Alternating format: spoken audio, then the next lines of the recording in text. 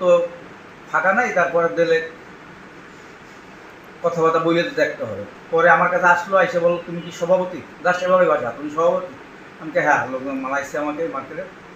তাহলে তুমি ব্যস্ত আছো, তোমার আমার নাম্বারটা দাও। নাম্বার দিলে বললো আমাকে ফোন দিও। ঠিক আছে, আমরা ফোন দিয়ে চলে গেলাম। রবিবার দুপুরের পরে, সরি, ওখানে যাওয়ার পরে আমাদের ওই যে দোকানদার নিয়ে গেছে, তখন ওই দোকানদার বিগত দিনেও ছাত্রলীগের লোকজন নিয়ে যারা চান্দা আদায় করছে, নাম বলবো, যেমন মেহেদি ছিল, দুবাই টয়েস ছিল, এদের নিয়ে আমাদের চান্দা দাবি হানটান আমাদের হয়রানি করছে।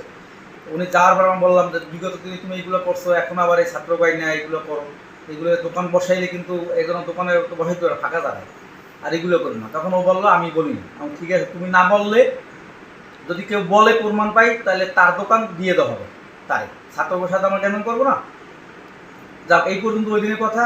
রবিবার দুপুর পর আইসা আমি চায়ের দোকানে ছিলাম, ডাইকিয়া আমাকে বললো এদিকে আসো, তুমি ভাষা, তুমি এখানে সভাপতি, তুমি বালের সভাপতি। আমি আপনি এভাবে কথা বলেন কেন? হ্যাঁ, তোমার সাথে শহীদ হয়েছে, তাতে কী হয়েছে?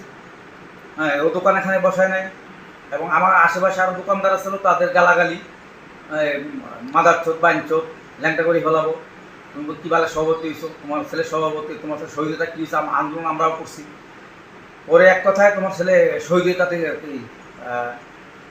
কী বালটা হয়েছে, এভাবে তার ভাষা। পরে শুনলাম যে সে সাবেক সেক্রেটারি ছিল ছাত্র দলের নাকি, এবং এই ধরনের ভাষা ব্যবহার করে আমার কাছে চলে গেল এবং বলল যে দোকানপাট এই রেজাউলের হলে সব দোকান ধুয়ে দেবো, নানা হুমকি টুমকি দিয়ে চলে গেল আমার এখান থেকে।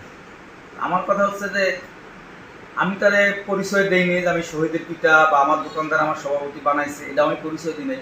সে আমাকে বলল যে তুমি সভাপতি, বালের সভাপতি, তুমি শহীদে তোমার ছেলে সাথে বাদ হয়েছে, শহীদের বাবা।